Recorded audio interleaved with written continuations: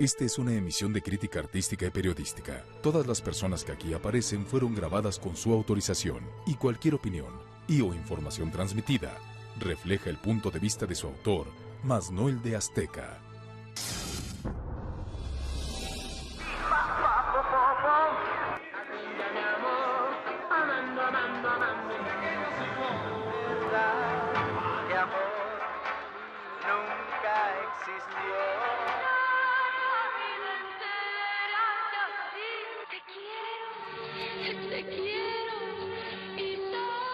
Tú te haces famosa y no se te acercan los hombres. Cuando mi papá se supo que yo estaba cantando con un grupo, me internó. Fueron los creadores de una época musical frenética y desenfrenada. Yo quería seguir estudiando, mi mamá fue la que me empujó y me dijo: tu hermano tiene un conjunto de rock, tú ya estás muy grandota, es hora que empieces a rendir. Y ya se lo dejo a la gente que opine de mi pelo largo, de mi manera de bailar, de manera de tirarme al suelo, de cantar. Inundaron los café cantantes con un estilo pegajoso, pero muy controvertido. El gobierno nos consideraba revolucionarios, ¿no?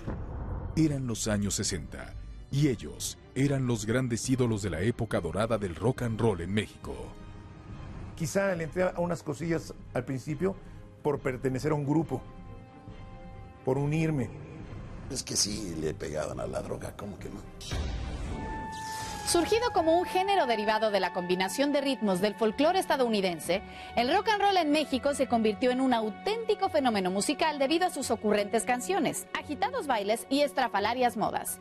Pero el estilo que convertiría en ídolos a Enrique Guzmán, Angélica María, Johnny Laboriel, Julissa o Benny Ibarra, entre otros, también enfrentaría a una sociedad crítica y observadora que forjó mitos y leyendas alrededor de los también llamados rebeldes sin causa.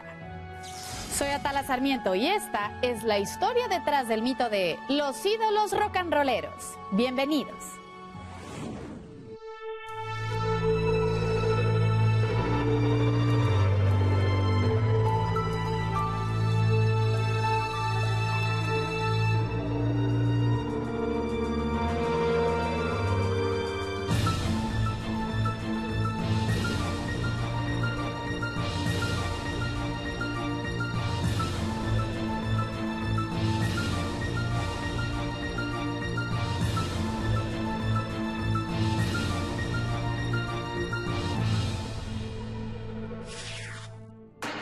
Nacida el 27 de septiembre de 1944 en Nueva Orleans, Estados Unidos, Angélica María Hartman Ortiz inició su carrera en 1950 como actriz infantil en la película Pecado. A los 6 años obtuvo su primer premio Ariel por su actuación en la cinta Mi esposa y la otra, y poco antes de cumplir los 10 años, alternó con el ídolo Pedro Infante en la película Los Gavilanes. En 1955 debutó en teatro con la obra La mala semilla, y en 1960 actuó con Manolo Fábregas en El canto de la cigarra. Fue, sin embargo, durante su adolescencia que Angélica comenzó a ser atraída por un estilo musical que desde finales de la década de los 50 causaba furor en los Estados Unidos. El rock and roll vino a dar una identidad con todos los chavos de aquella época. El asunto de los copetes envaselinados, las chamarras de cuero, las tobilleras en las niñas, las colas de caballo. Fue no solamente el movimiento musical, sino también la moda en el vestir, los modos, el subirse a una motocicleta, el ir a bailar, el ir a una cafetería a escuchar rock and roll, ¿no? Fue muchas cosas, un valor, yo te diría, incluso social. Yo siempre ponía los pantalones ajustadísimos y decía: pareces torero y pareces joto. Y traíamos el pelo largo, ahorita traen los pelos parados, todos los chavos. Así como me levanto yo con el pelo parado, así andan los chavos, ahorita es la moda. Entonces, no hay ninguna rebeldía. Lo nuestro era, a lo mejor, un poco ingenuo. El gobierno nos consideraba revolucionarios, ¿no? Dijeron el rock and roll con la delincuencia. La llegada del rock and roll a México no solo causaría sensación entre la juventud, también una guerra frontal contra la sociedad puritana, los padres de familia e incluso muchas estaciones de radio donde el cha-cha-cha y el mambo eran los ritmos que predominaban. comenzaron a protestar, primero la gente mayor, la mayoría de la gente mayor que estaba en los medios, porque era un escándalo el rock and roll, y atrevido y terrible, ¿no? Y posteriormente la juventud se une. El rock and roll surgía como una necesidad de romper con lo establecido y se apoyaba en la imagen de jóvenes y chicas luciendo chamarras de cuero, pantalones entallados, grandes copetes envaselinados, faldas zamponas, tobilleras y rocolas, donde los pioneros del movimiento rock and rollero mexicano, los camisas negras, los rebeldes del rock, los hooligans, los teen tops y los locos del ritmo comenzaron a causar furor. Yo no soy un rebelde sin causa, ni tampoco un desenfrenado. Yo lo único que quiero es bailar rock and roll y que me dejen vacilar. Pero mientras el rock and roll se establecía como un nuevo género musical en México, Angélica María desarrollaba su carrera como actriz de cine y televisión. Había hecho ya la telenovela Cartas de Amor, al lado de Ernesto Alonso y Sergio de Bustamante, cuando participó en la comedia musical Las Fascinadoras, donde por primera vez le propusieron grabar un disco. El proyecto nunca se realizó. A partir de entonces comenzó a tener un sueño: cantar de manera profesional y grabar su disco. Y la casualidad la adentraría al fenómeno musical del rock and roll, cuando poco tiempo después conoció al compositor yucateco Armando Manzanero. Voy a un editorial, entra un señor alto y me dice: a ver, canta. ¿Qué quiere usted que le cante, señor? ¿Qué te gusta? Bueno, pues me gusta Si me comprendieras, si me conocieras. José Antonio Méndez, ¿no? Que era un compositor que estaba de moda, maravilloso, cubano, maravilloso. Y pues yo era su admiradora, y como dice, no, pero engola la voz. ¿Sabes alguna canción antigüita? Digo, antigüita, pues solamente la que me enseñó mi abuelita, una de ellas, borrachita me voy para olvidarle. Me dice, no, por favor, engola la voz. ¿Cómo engola la voz? Sí, engola. Borrachita me voy. Le digo, no, fíjese que no, eso yo, así no puedo. Entonces entra un chaparrito yucateco, dice, esta niña no puede cantar así. A ver, bonita, ¿qué te gusta cantar? Ese chaparrito yucateco era Armando Manzanero, que él trabajaba en ese editorial. Me dice, a ver, ¿qué le gusta cantar, bonita? Le digo, pues empecé a cantar y me empezó a acompañar. Me llevó a la Mozart.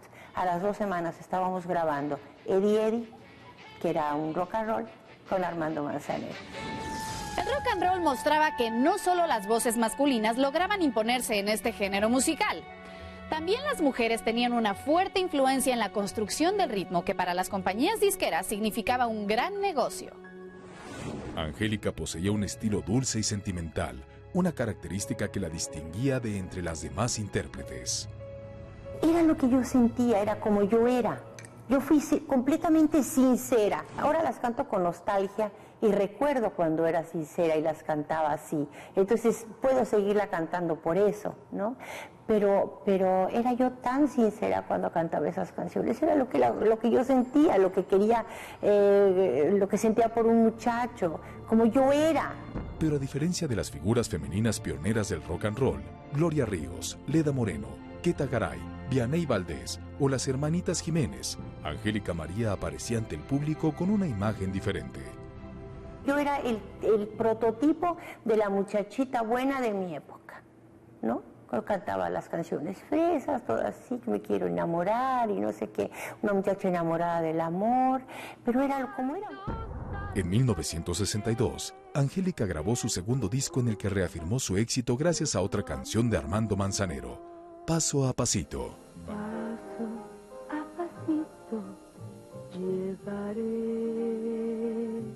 Para 1963, realizó su tercera producción discográfica con baladas y temas rock and rolleros, y fue entonces cuando el periodista español radicado en México, Octavio de Alba, director del periódico Cine Mundial, la bautizó con el sobrenombre artístico con el que todo el público la identificaría, la novia de México.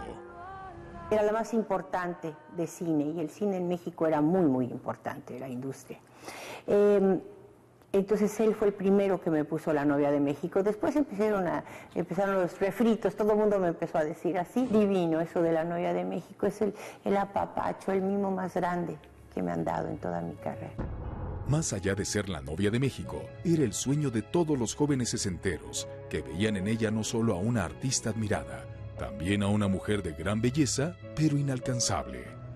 Entonces es famosa y no se te acercan los hombres, como que le tienen un poquito de miedo o no les gustan las mujeres famosas. Y los muchachos todos querían ser mis novios, no se me acercaba ninguno, pero después de mucho tiempo me he enterado que todos estaban enamorados de mí. Pues tontos, hombre, ¿por qué no me dijeron?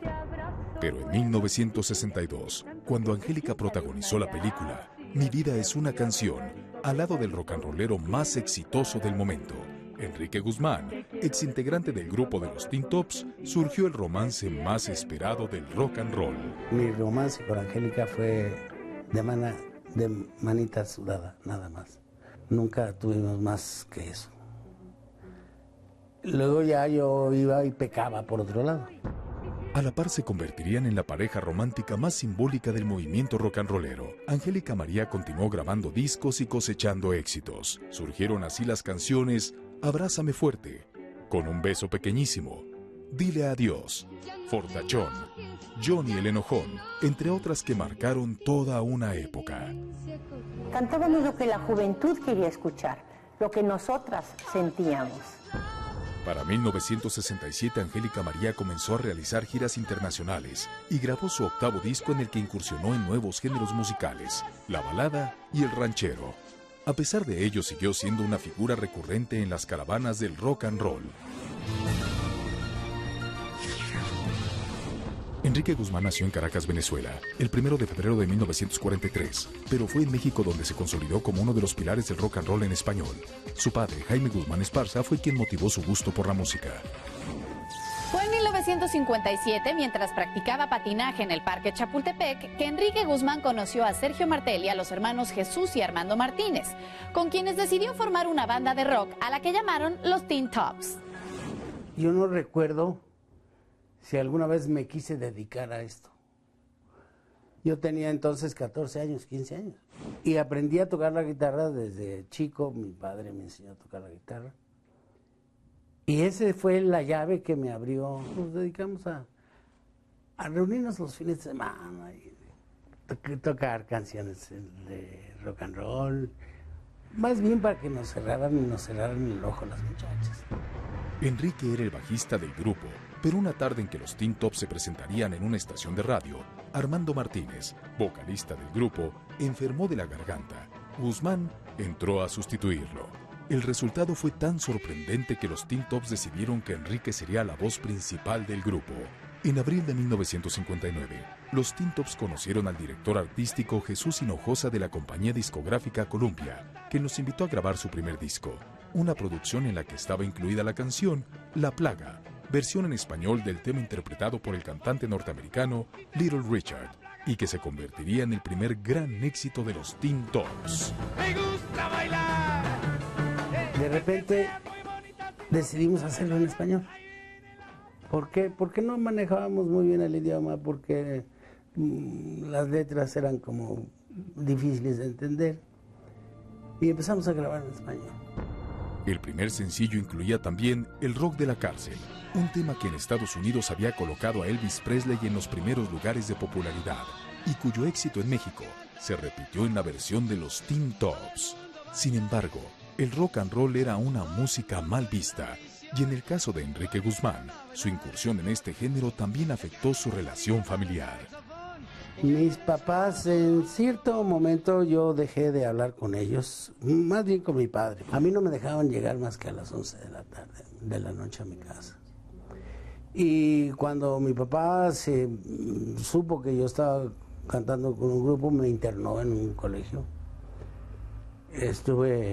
Y nomás que era un colegio de curas, entonces el hermano que nos cuidaba los domingos, pues yo le pasaba una lana y me dejaban salir en la noche a tocar las fiestas. Enrique siguió con los Teen Tops y en solo 2 años el conjunto se convirtió en el grupo rock and rollero más popular del momento. Y los Teen Tops eran famosos en Argentina. En España. Ah, caray, entonces, ¿qué pasa? De repente nos dimos cuenta que el movimiento que iniciamos nosotros jugando era muy importante. Pasé una Navidad solo en Buenos Aires, muy triste, porque estaba muy chiquito, tenía yo 16, 17 años. Pero luego me empezó a calar la salud, empecé a tener problemas de cálculos renales. Y me regresaba yo a México porque me dolía. Finalmente perdí el riñón. Apoyado en su carisma y simpatía, Enrique se convirtió en un auténtico ídolo juvenil de las adolescentes. Pero a pesar del gran éxito que había logrado como vocalista de los Teen Tops a principios de los 60, Enrique Guzmán decidió convertirse en solista y así grabó su primer disco acompañado por la orquesta y coros de Chuck Anderson, en el que incluyó el tema 100 kilos de barro. Yo realmente no me peleé con ellos nunca. La desgracia de ese composición rara es que anunciaban a Enrique Guzmán y los Teen Tops. O los Teen Tops y Enrique Guzmán. Entonces yo ya generaba 4 sueldos en vez de uno solo. Finalmente pues dije, muchachos, búsquense un cantante y déjenme solo. Durante su etapa como baladista conoció a la actriz Silvia Pinal, cuando ambos conducían el programa de televisión Silvia y Enrique. Su relación trascendería a lo sentimental y meses después se casaron. A pesar de las críticas por la diferencia de edades, Silvia le llevaba a Enrique 12 años. Sin embargo, las infidelidades del cantante provocarían la separación de la pareja. Enrique se volvería a casar con Rosalba Welter, con quien tuvo 2 hijos, Daniela y Enrique. Pero fuera de los altibajos que le ha dado la vida en el aspecto emocional y personal, la figura de Enrique Guzmán sigue vigente en el mundo de la música romántica y sobre todo en el rock and roll, un género en el que prevalece como uno de los grandes pilares vivientes del movimiento que revolucionó la década de los 60 en México. Hija del productor de radio y televisión Luis de Llano Palmer y de la actriz Rita Macedo, Julissa Isabel de Llano Macedo nació el 8 de abril de 1945 en la Ciudad de México. Cursó la primaria en la Academia Hispano-Mexicana, la secundaria en el Colegio Vallarta y la preparatoria en el Ursuline Academy de Nueva Orleans, la Loreto Academy en Canadá y la Chatham Nuchtel en Suiza.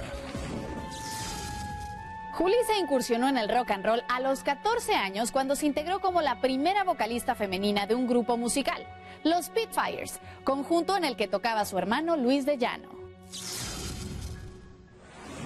Yo quería seguir estudiando, mi mamá fue la que me empujó y me dijo, tu hermano tiene un conjunto de rock, tú ya estás muy grandota, es hora que empieces a rendir, métete a cantar. En 1961, los Spitfires obtuvieron el segundo lugar en un concurso radial de aficionados. Esto les dio derecho a grabar su primer disco sencillo con la compañía discográfica CBS. Pero la versión de Julissa, uno de los temas incluidos en el disco, Ven Cerca, una balada originalmente llamada Come Closer y popularizada por Johnny Restivo, fue censurada en la radio debido a los suspiros, quejidos y gemidos de la cantante que le hicieron aparentemente una canción inapropiada. Oía una voz así como jadeando, come closer, todo. Y yo lo copié, entonces pues así ya lo grabé, yo creo que me abrieron más el micrófono para que se oyera más la respiración y sí, fue una decepción que la habían prohibido. Yo sabía, ni siquiera sabía por qué. Ven cerca, un poquitito más cerca. Casi, pero falta. Uno de los mayores escándalos fue cuando se proyectó la película La Edad de la Violencia, que trataba un asunto de alcoholismo, de robos y de todo eso, ¿no? La Edad de la Violencia fue muy criticada por las ligas de la decencia. Censuraron la de Haciéndote el amor de los Locos del Ritmo. Pero tras la grabación del disco, Luis de Llano abandonó el grupo, por lo que Julissa también dejó a los Spitfires e incursionó en la música como baladista. Totalmente éramos los hombres los que hacíamos el rock and roll. Las mujeres eran más baladistas. A partir de su incursión, e inspirándose en las cantantes Connie Francis y Breda Lee, Julissa comenzó su propia carrera grabando temas como Ruedas, Nostalgia, Mi Rebeldito, No Tengo Edad y La Favorita del Profesor, canciones con las que obtuvo una amplia popularidad en México. Pero a finales de la década de los 60, cuando Julissa comenzó una próspera carrera como actriz de cine, teatro y televisión, conoció a Benito Raúl Ayala, cantante del grupo Los Jackie, y conocido artísticamente como Benny Ibarra, uno de los primeros rock and rolleros en utilizar cabellera larga. Con Benny, Julissa comenzó un romance que terminó en matrimonio. aunque este fue consumado a escondidas, ya que la pareja siempre fue motivo de burlas debido a la comparación que le hacían de La Bella y la Bestia. Me molestaba mucho la gente. Mucho, mucho, mucho. De hecho, iba a comer y ponía un paraguas en la mesa. Sí, nos casamos en secreto precisamente porque nos daban lata de que hay que La Bella y la Bestia, hay que... Entonces nos casamos un día así y dijimos no vamos a decir nada hasta que nos dé la gana. Se odiaban más bien. No les gustaba que yo anduviera con ella, ni mucho más que me casara, ni una doble. Porque pues yo era un rock and rollero y ella era la niña bien de las telenovelas. Musicalmente, Benny Ibarra inició su carrera en Tampico, Tamaulipas, como parte del grupo Los Ángeles Azules, pero su llegada a la Ciudad de México le ofreció un panorama artísticamente escaso. Llegamos, no había trabajo, me quedé en la esquina ahí, los babies me dieron de comer y tardamos un mes en conseguir trabajo. Los Jackie. Yo recuerdo muy bien que terminamos de cantar en el café y estuvieron con ustedes los Jackie. Yo quería seguir siendo de Los Ángeles Azules. Grabamos muchas canciones, no teníamos un estilo, eran covers.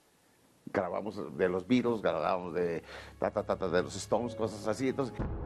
De 1966 a 1970, los Jackie grabaron 9 discos de larga duración, con temas en su mayoría versiones de canciones en inglés como Diablo con vestido azul. En solo 4 años, la popularidad de los Jackie, pero principalmente la de Benny, se convirtió en un torbellino para las adolescentes. Pero a mediados de la década de los 60, la atracción de Benny hacia las mujeres le trajo serias consecuencias cuando fue víctima de un secuestro del que afortunadamente logró salir.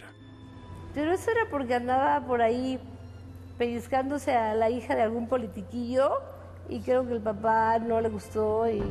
Sin embargo, la desenfrenada vida que llevaban los Jackie fuera de los escenarios fue el motivo principal por el que el grupo se desintegrara en 1970. Uno andaba en Los Ángeles con un par de gringas, el otro en su rancho en Michoacán, el otro acá en Acapulco, el otro quién sabe dónde, y aquí estaba grabando con Rafael Acosta la batería, Laboriel el bajo, y grababa yo las canciones solo. Ya como solista, se adentró en el teatro. Conocí a Julissa, ella fue la que me metió al teatro, ella fue la que me enseñó a hablar, me quitó lo norteño, me enseñó a hablar y debuté en el teatro. Pero poco después de finalizar la temporada de la comedia musical Vaselina, la pareja se separó. Benny continuó su carrera como actor de teatro, cine y televisión, pero la aureola de rock and rollero siempre ha sido la imagen que desde entonces lo ha acompañado.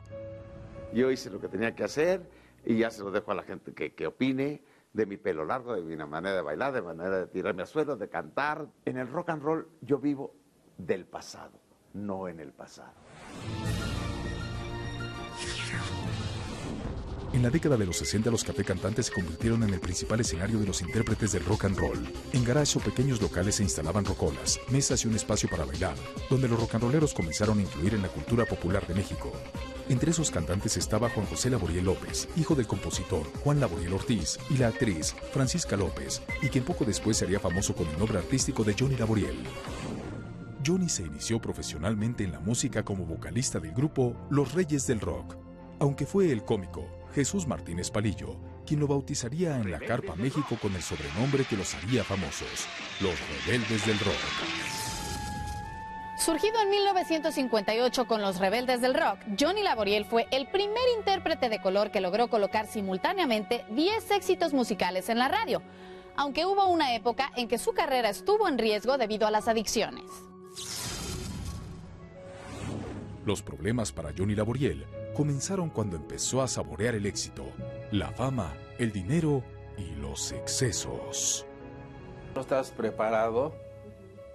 Si imaginas, uno nace de la clase media baja, en la romita, descontón y todo eso, y luego de repente te llegan muchas cosas, dinero, pero de una forma tremenda, envidia, porque yo siempre quería tener un coche, quería siempre imitar a César Costa. Entonces, dejas de ser tú mismo. Y sobre todo que quieres imitar a los gringos, ¿ves? Fueron los excesos los que llevaron a Johnny Laboriel a conocer el infierno de las adicciones, un proceso en el que se adentró por influencia de pseudoamigos y en cuyo proceso estuvo a punto de terminar con su carrera. Yo ya sufrí ese éxito. Pues le metí la droga muy grueso. Entonces quiero decirle a todos, no voy a llorar. ¡Me mintieron! ¡Me mintieron! Y les hice caso. Y eso fue todo, ¿me entiendes? Te mienten. Yo quería ser mejor. Pero lejos de traerle beneficios a su carrera, las adicciones lo llevaron a convertirse en un hombre violento y agresivo, que en muchas ocasiones fue protagonista de riñas y agresiones. Que me querían matar. Estaba yo en un lugar así, en un lugar de mala muerte. ¿En cuál? No, se llama Manolo, ya no existe. Entonces estaba una chava ahí esperándome. Entonces salgo con la chava. Y entonces al rato se me olvidó una cosa ahí en el lugar. Regreso y ya la chava estaba con otro. Entonces descuento al cuate ese. Es lo que quería. Si no hubiera tenido yo la capacidad y la habilidad para correr, me mata, porque corría así. Pero el tiró a matar. Otra vez en el Catacumbas me cotorré a Enrique Gonce y llegué bromeándole, ¿no? De que mi dentista me dio una muela de burro que la tenía así. Saca Enrique del cajón una pistola. Y era mi compadre, ¿no? Entonces yo le decía, no, compadre, espérate. Me agachaba. ¡Pah! Estaba cargada. Era expansiva. ¿Quisiste matar a alguien? Sí. ¿A quién? No, pues a la gente, estaba yo loco, era muy agresivo. Muy agresivo, por eso estuve en una de las cárceles más gruesas que hay en el mundo. Por mi agresividad fue muy duro, al contrario. Sin embargo, Johnny no fue el único rock and rollero que cayó en la tentación de las adicciones. Varios ídolos también sucumbieron ante la curiosidad. Sí, le pegaban a la droga, ¿cómo que no? Quizá le entré a unas cosillas al principio por pertenecer a un grupo, pero no he sido una persona que le meta esas cosas. Cuando los jóvenes empezaron a coquetear con algo que les daba más energía, o cuando llegaron las drogas, yo creo que apareció el lado oscuro. Pero hubo otros que lo que no supieron fue manejar la fama y el dinero. En La Barca, Jalisco, nació el 20 de abril de 1941 Manuel Muñoz Velasco, Manolo Muñoz, un personaje clásico del rock and roll mexicano que se inició como vocalista de los Gibson Boy a mediados de 1959 en Guadalajara, Jalisco. Con los Gibson, Manolo grabó sus primeros éxitos Lucila, Ay Preciosa, Diana y Acapulco Rock. El señor Acosta, que le gusta mucho, se interesa en la voz de mi papá, no en el grupo. Entonces le interesa tanto en la voz de mi papá que lo manda a llamar de Guadalajara. Pero cuando Manolo Muñoz decidió ser solista y viajar a México, su carrera dio un giro espectacular.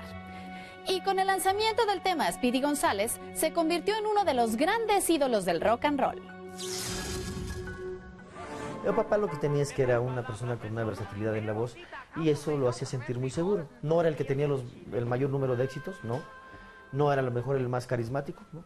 Pero sí era el que tenía un manejo de voz más impresionante y eso le abría el camino profesional de una manera mucho más sencilla. Realmente él cantaba muy bien, entonces yo creo que sí existía un poquito de envidita natural de algunos que no cantaban. Siempre los egos estaban muy fuertes, pero pues ahí sí, con todo el respeto que me merecen todos, la mejor voz era la de mi papá.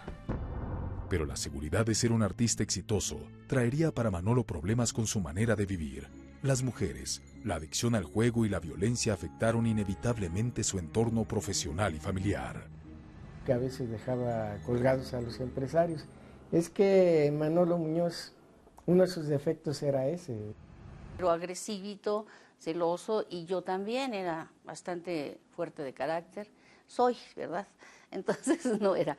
Y eso eran los choques, que él me decía algo y yo contestaba. Y eran las discusiones que teníamos. Era súper adicto. Él perdió fortunas en Las Vegas, jugando al póker. Perdió mucho dinero, perdió grandes fortunas. Sí, llegó a perder hasta $1 millón en toda su vida en la jugada. Ganó mucha lana y la perdió en el juego, en el trago, en las mujeres. Pues era por lo que más discutíamos realmente. porque sí, yo siento que el vicio más grande que tuvo fue ese, el del juego. Y ya combinado con un poquito de copas, pues ya, le valía gorro. Pues en alguna ocasión un aventoncito o esto, y como yo no me quedaba quieta, pues llegábamos sí, a veces a darnos una cachetadita de más. Pero fueron así fuertes 3 ocasiones, 4. Y fueron esas discusiones y agresiones físicas las que provocaron que su propia esposa lo hiriera con un arma de fuego. Ella dice que se le disparó accidentalmente, quizás nada más trató de agrementarlo, pero la bala le pegó a Manolo, le entró abajo del corazón y afortunadamente, bueno, después de pasar unos días en el hospital y todo, sobrevivió. Los últimos años de su vida, Manolo Muñoz vivió sin lujos. Mucho de la fortuna que había logrado con su carrera se había ido en despilfarros y apuestas. Pero a pesar de sus escándalos, Manolo Muñoz nunca dejó de ser un ídolo rock and rollero.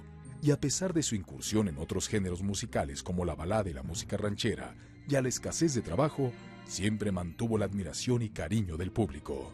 El 23 de octubre del 2000, sufrió un derrame cerebral que lo mantuvo en coma 7 días.